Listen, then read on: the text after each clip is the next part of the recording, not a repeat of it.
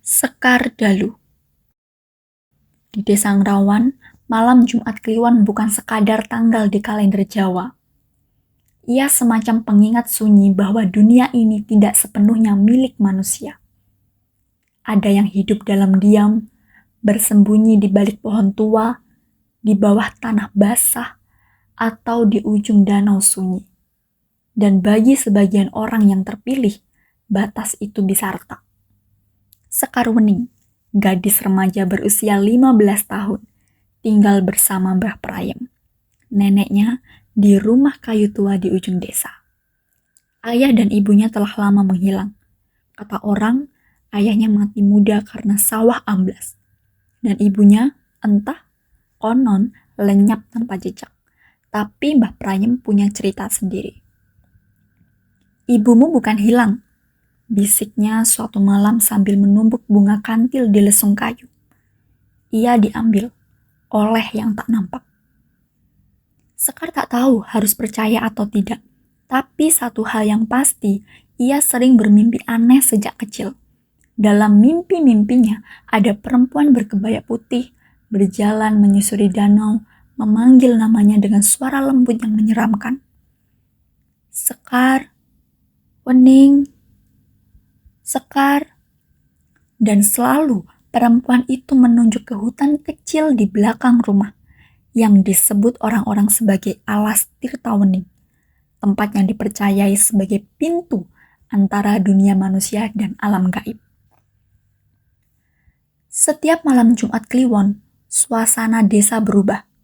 Angin berhenti, anjing tidak menggonggong, bahkan jangkrik memilih diam. Warga desa menyalakan dupa dan menggantungkan bunga telon di pintu.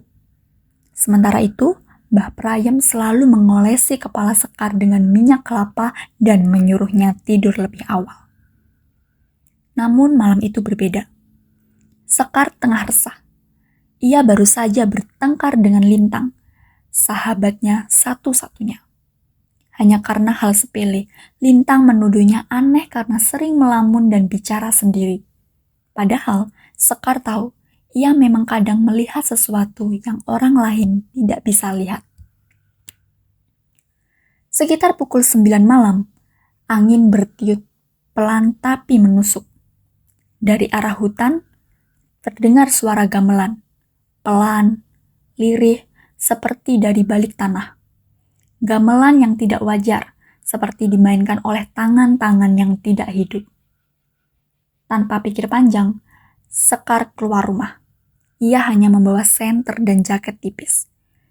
Jalan tanah becek karena hujan sore tadi. Langit gelap gulita, bulan hilang, ditelan awan atau barangkali waktu. Hutan menyambutnya dengan sunyi yang berat.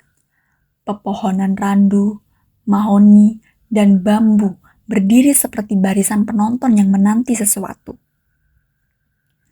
Ketika Sekar masuk lebih dalam, ia melihat sosok anak laki-laki duduk di atas batu besar. Wajahnya pucat, rambutnya hitam legam, dan matanya memancarkan kesedihan yang asing. "Namaku Raga," ucapnya. Suaranya tenang, terlalu tenang untuk seorang anak remaja. "Kau bisa melihatku.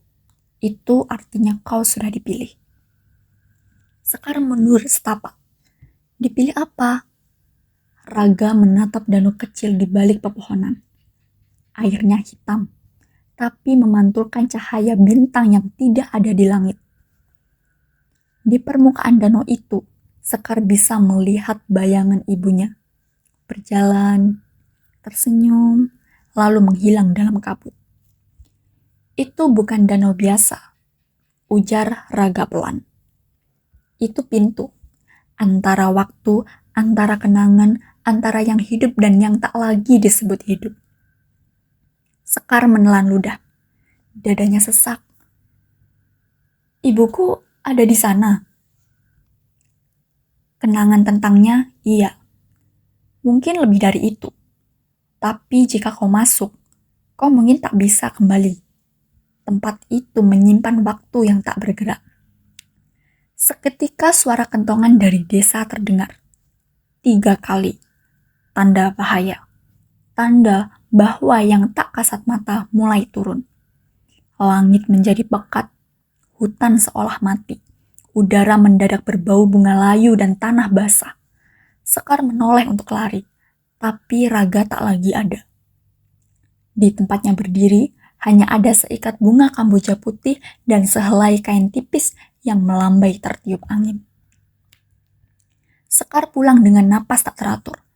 Tangannya dingin, jantungnya berdetak tak karuan.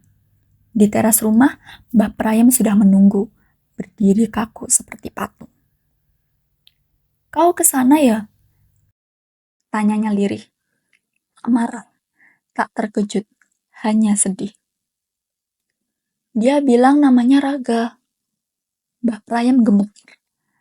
Air matanya jatuh. "Raga, itu cucuku. Kakak kandungmu.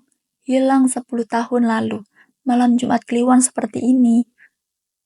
Sekar terdiam. Dadanya terasa kosong, seolah sebagian dirinya ikut menghilang di tepi danau itu. Mbah Prayem memeluknya erat, dan malam itu mereka tak bicara lagi. Sejak kejadian itu, Sekar tak lagi bermimpi aneh. Namun, tiap malam Jumat Kliwon, ia akan berjalan diam-diam ke pinggir alas Tirta Wening. Di sana, ia letakkan bunga kamboja dan sesekali membisikkan nama-nama yang ia rindukan. Ibu, Raga. Kadang angin menjawabnya, kadang tidak. Tapi ia percaya, ada yang mendengar. Desa Ngrawan tak banyak berubah. Masih sunyi, masih percaya pada hal-hal yang tak tampak. Tapi kini, Sekar tak lagi takut. Ia tahu, batas antara dunia ini dan dunia lain begitu tipis. Dan cinta? Cinta tak pernah benar-benar mati. Ia hanya berubah bentuk, menjadi kabut, menjadi gamelan malam, menjadi bisikan dari balik pohon. Danau itu tetap ada, tenang seperti kaca. Sekar tahu, suatu hari nanti ia akan kembali ke sana. Bukan untuk mencari, tapi untuk memahami. Karena pada akhirnya, seperti kata Mbah Prayem, yang tak terlihat belum tentu tak nyata. Yang tak bisa disentuh bisa saja tinggal di hati. Seperti malam Jumat Kliwon, gelap, tapi selalu membawa cahaya bagi mereka yang mau melihat.